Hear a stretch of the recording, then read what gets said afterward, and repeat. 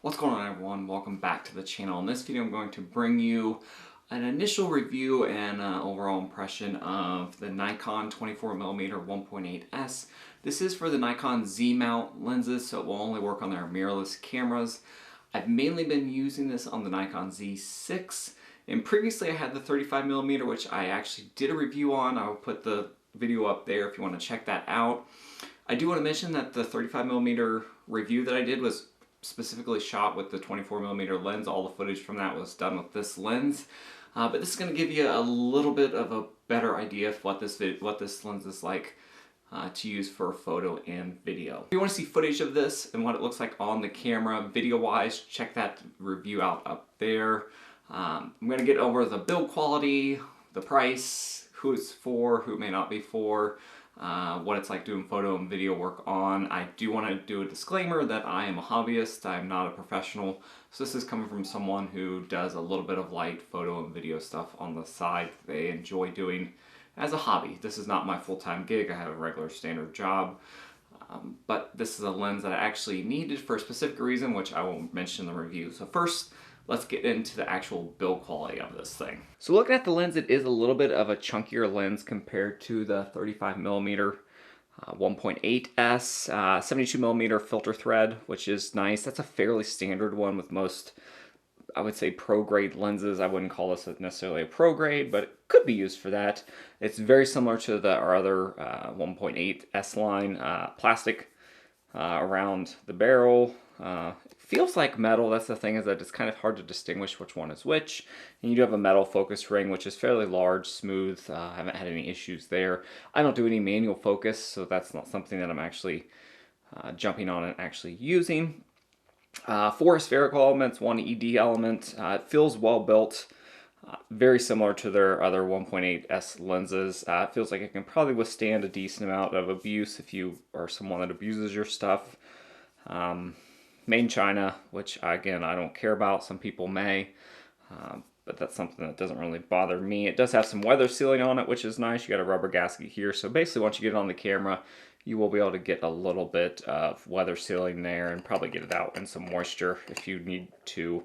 I've not used this out in any type of severe weather yet, so I can't tell you what it's going to do long term, but my 35mm 1.8s, I took it to the beach, I used it in the rain a little bit, not a whole lot of rain, not any downpours or anything, and it withstand and held up to time. So I think this will probably do the same thing. You have your little logo here and your Nikon. Not a whole lot to talk about. It is a little bit beefier, a little bit heavier than the 35mm 1.8s, and it's also going to be heavier than the 50mm, so it does have a little bit more weight to it, and you can see where the barrel's at, where it kind of edges up here to get that larger front element on there. But that's it. Build quality seems great. Again, the 1.8, all the 1.8s lenses, I believe, they seem to be fairly well built.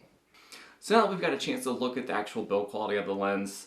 Again, all these 1.8s lenses seem very well built. They all have a little bit of weather sealing on them and rubber gaskets on the mount. It does have a metal mount, which is nice. I didn't show you that, but it does have a metal mount similar to the 35mm. Plastic filter threads, that's something to take into account. But once you get a filter on there, unless you're using a ton of ND filters, that part is not really going to matter. Okay, so let's get into the how it does when you take photos of it. Videos will be the same, photo and video, the quality is going to be identical. This thing is very, very sharp at 1.8, like all the 1.8s lenses for the Z mount. It's very, very sharp at 1.8. I'll get you some images up, but it really starts to shine at 2.8, and between 2.8 and 8 for an f-stop. It really sharpens up through the whole entire frame. So if you're looking to do any type of travel, especially landscape stuff, I think this would be a great lens, especially if you're not wanting to spend extra and get the 20mm, which is, I believe, still on just pre-order. I'm not really sure you can actually get that lens yet. But if you're looking for an all-around walk-around lens and the 35mm is a little too tight, I think this will do extremely well for you. Again, sharp, good contrast, good colors. Get some photos up for you guys. It's the standard Nikon colors. A lot of pop to the color. It's not as, I still say this, it just seems a little bit more subdued compared to the Canon colors, which have a little bit more bite to them. But I really like Nikon colors. Every camera has their every camera company has their own specific color pattern, and I'm really fond of the Nikon colors. It's a little more unique. It's a little bit darker, especially in some scenarios. But shooting this into the sun, I didn't have any issues with it. You will get a little bit of flaring, which is, I think, nice, add some character to it. But again, I'm not a pro, so I don't, this is mainly used for video currently. I've been using it more and more for photo as the weather got nice. As far as background blur and separation there, it's pretty good. It focuses really close, so you can get some decent separation in background blur, which I'll get some images up of you. And I think it's actually better than the 35mm 1.8. It just seems a little bit more natural, a little bit more smooth, not as distracting as the 35mm. So I really like that.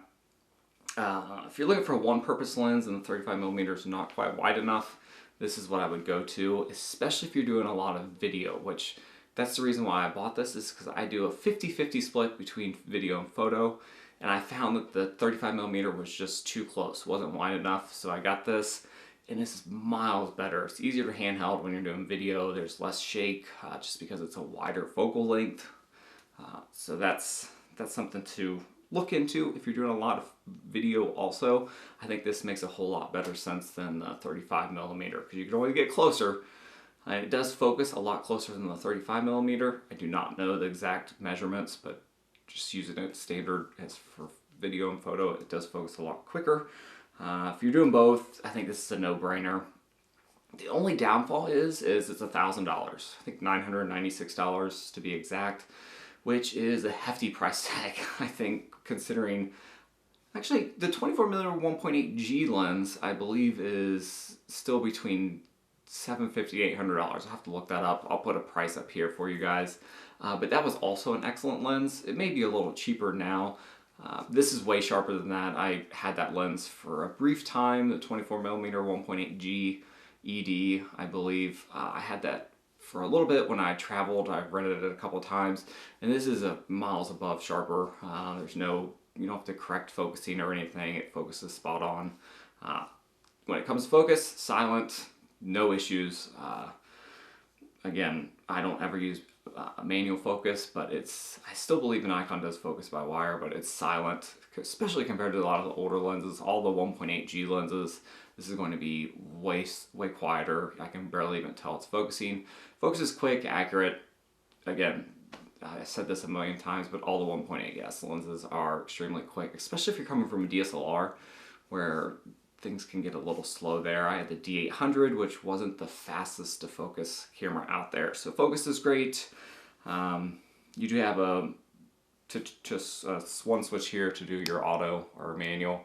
I never touch that. I always do auto focus. I never do manual. But if you wanted to do manual, you could. And I think it would work pretty well.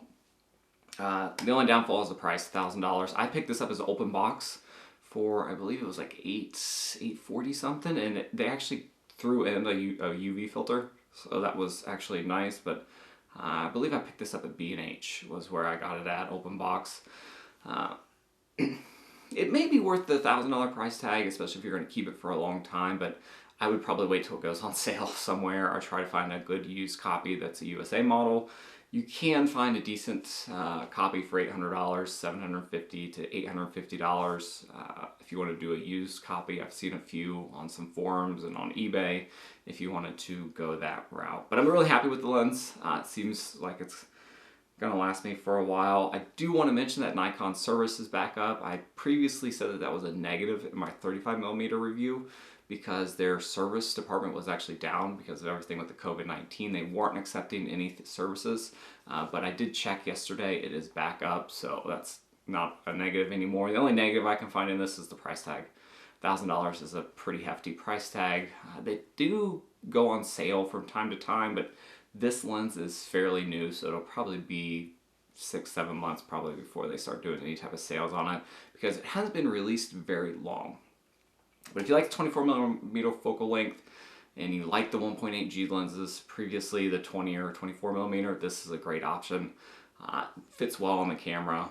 A little heavier than the 35mm, but not anything that's going to break your back or change your mind about it. So that's it, guys.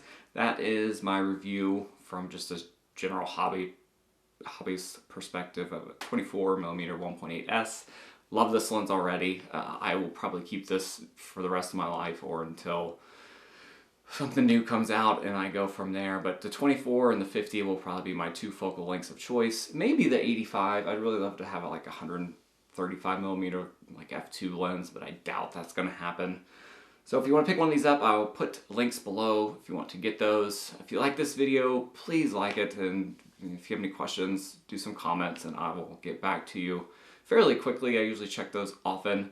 But that's it, guys. Have a great rest of the weekend. It's Sunday. I don't know when I'll get this video uploaded. Probably later in the week by the time I edit it.